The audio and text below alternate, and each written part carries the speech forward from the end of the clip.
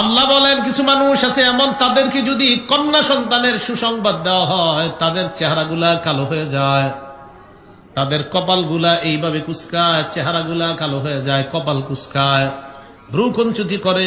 কন্যা কেন হলো? এই জন্য মেজাজটা খারাপ হয়ে যায়। ছেলে হইলে পুরা 14 গোষ্ঠীর মিষ্টি খাওয়ায়, মেয়ে হইলে সংবাদ দিতেও চায় না। এক মেয়ে আছে কাদের? এক মেয়ে। নবীজি বলেন কারো যদি একজন কন্যা সন্তান হয়, এই কন্যাকে যদি জীবন্ত কবর না দেয়, কন্যাকে যদি কন্যা বলে অবজ্ঞা না করে, কারো যদি কন্যা সন্তান হয়, কন্যাকে যদি জীবন্ত কবর না দেয়, কন্যাকে কন্যা গোলায় যদি অবজ্ঞা না করে, ওয়ালাম ইউসির ওয়ালাদাহু আলাইহা, কন্যার উপর ছেলের যদি প্রাধান্য না দেয়, ছেলের যদি বেশি আদর না করে, ছেলে আছে মেয়ে আছে, ছেলেরই বেশি আদর করে, এমন যদি না হয়, নবীজি বলেন আদখালাহুল্লাহু বিহাল জান্নাহ, এই এক কন্যার কারণে ওই বাবাকে আল্লাহ জান্নাতে প্রবেশ করাবে।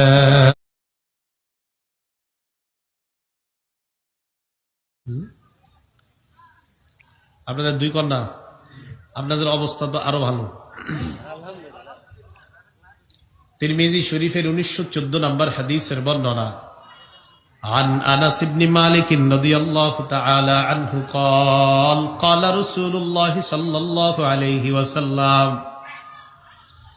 আনাস ইবনে মালিক রাদিয়াল্লাহু তাআলা আনহুর বর্ণনা, আল্লাহর নবী বলেন, মান আলা জারিয়াতাইন, যে ব্যক্তি 2 কন্যাকে লালন পালন করে, নবীজি বলেন দাখালতু আনা ওয়া হুয়াল জান্নাহ কাহাতাইন, আমি এবং ওই 2 কন্যার লালন পালনকারী অভিভাবক এইভাবে পাশাপাশি জান্নাতে প্রবেশ করব। সুবহানাল্লাহ।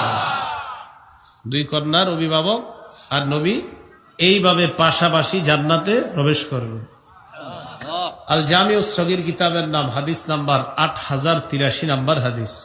ক্বালা রাসূলুল্লাহ সাল্লাল্লাহু আলাইহি ওয়াসাল্লাম, নবীজি বলেন, মা মিন মুসলিমিন তুদরিকুহু ইবনাতান, কোন মুসলমানের যদি 2টি কন্যা সন্তান হয়, ফায়ুহসিনু সুহবাতাহুমা, ওই কন্যাকে যদি লালন পালন করে, ইল্লা আদখালাতাহুল জান্নাহ, ওই 2 কন্যা ওই বাবাকে জান্নাতে প্রবেশ করায়া দেয়।